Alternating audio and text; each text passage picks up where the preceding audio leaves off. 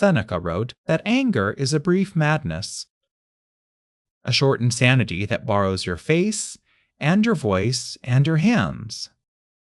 And when it leaves, you are the one left holding the damage. Think of the last time you truly lost your temper. The heat in your chest, the words you could not take back. For those few minutes, you were not the one in control. Something older and blinder was driving. This video is about how the Stoics learned to take the wheel back. Not to feel nothing, but to never again be owned by a feeling.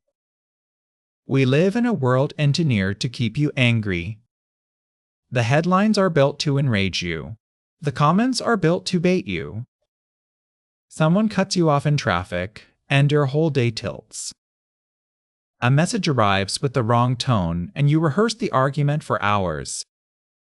We treat anger as strength, as passion, as standing up for ourselves. But the Stoics saw it for what it really is. Anger is not power. Anger is the loss of power. It is the moment the world reaches inside you and moves you like a puppet. Seneca, the great Roman Stoic, wrote an entire book on this. He called it On Anger, and his verdict was severe.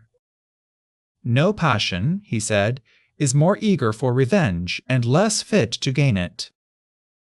Anger promises to protect you and then wrecks the very thing it claims to defend. It ruins friendships in a sentence. It ends careers in an email. It is, in his words, more hurtful to us than the injury that caused it. The insult wounds you once. Your anger wounds you all night long. So, where does anger actually come from? Here, the Stoics say something that changes everything. It is not events that disturb us. It is our judgments about events. Epictetus put it simply, men are not disturbed by things, but by the views they take of them. The traffic did not make you angry. The story you told yourself about the traffic made you angry. That he did it on purpose, that you are being disrespected, that this should not be happening to you. Remove the story, and the anger has nothing to stand on. Between what happens and how you respond, there is a gap. It is small. Sometimes it is only a single breath wide. But inside that gap is your entire freedom. The unwise live with no gap at all. Stimulus, then reaction, instantly, like a struck bell. The Stoic learns to widen that gap. To feel the first spark of anger and, instead of obeying it, to simply watch it. To say, there it is again, the heat, the urge, I see you. And in the seeing, the spell begins to break. Seneca's first rule was the most practical wisdom ever written about anger. Delay. Just delay. The greatest remedy for anger, he said, is to wait. Do not answer the message tonight. Do not send the reply while your hands are shaking. Anger feeds on speed. It wants you to act before you can think. So starve it of time. Give it an hour, give it a night. The rage that felt like righteous fire at midnight looks like foolishness by morning. Almost nothing that anger demands you do right now actually needs to be done right now. The second remedy is to understand the person who wronged you. Marcus Aurelius, Emperor of Rome, began his mornings by preparing for difficult people. He would tell himself, "Today I will meet the meddler, the ungrateful, the arrogant, the liar." They are like this because they do not know the difference between good and evil.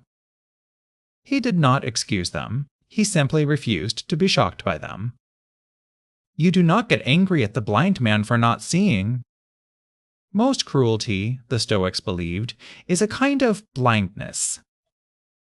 The person who hurt you is often trapped in a smaller, more frightened story than you imagine. The third remedy is to remember how little you actually control. You cannot control what people say about you. You cannot control the past, or the traffic, or the weather.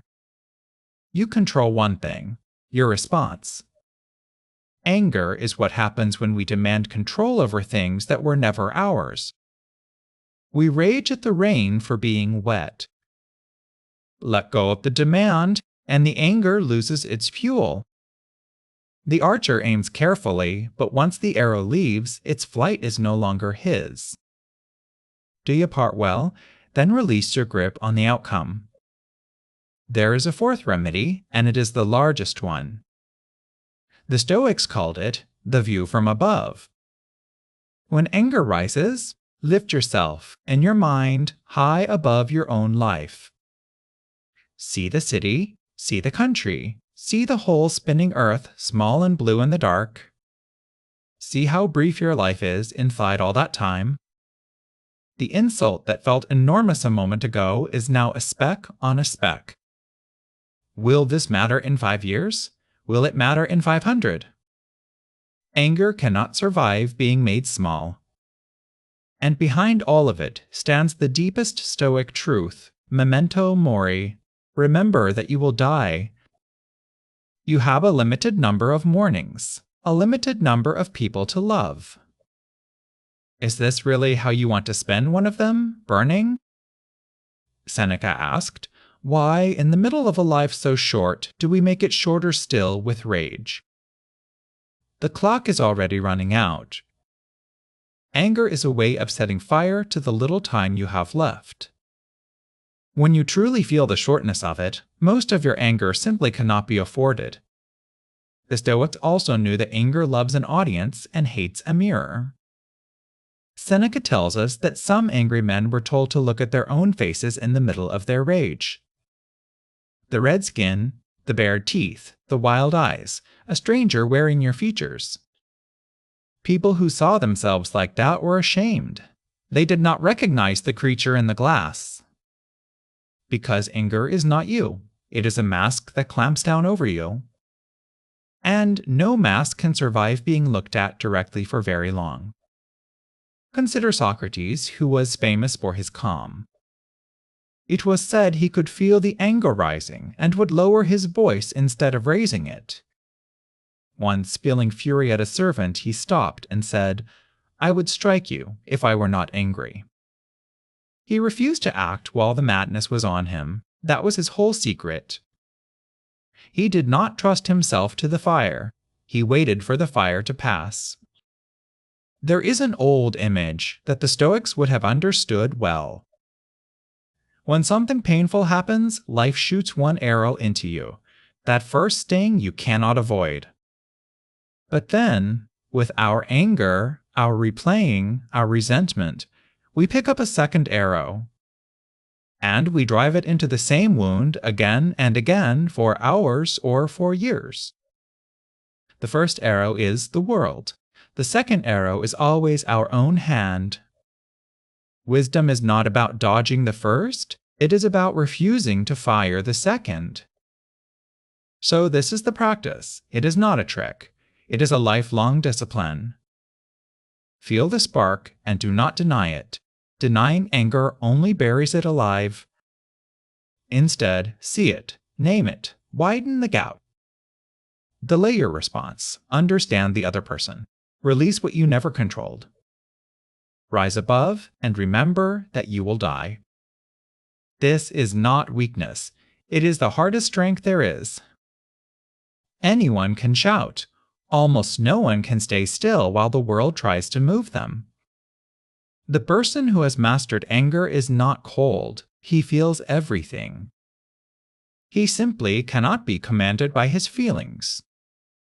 He hears the insult, and it lands on him like rain on stone. He watches the outrage of others and does not catch the fire. This is what the Stoics were really after, not numbness, sovereignty. To be the one thing in a chaotic world that stays quiet and clear and free.